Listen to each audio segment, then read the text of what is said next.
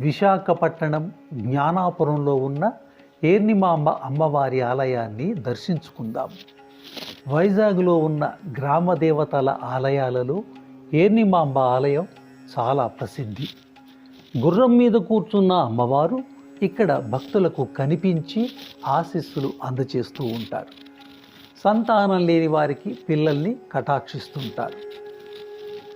అందుకే సంతానం కలగలేదని బాధపడేవారు ఏర్నిమాంబ అమ్మవారిని దర్శించుకొని ముడుపులు కట్టి మొక్కుకుంటారు.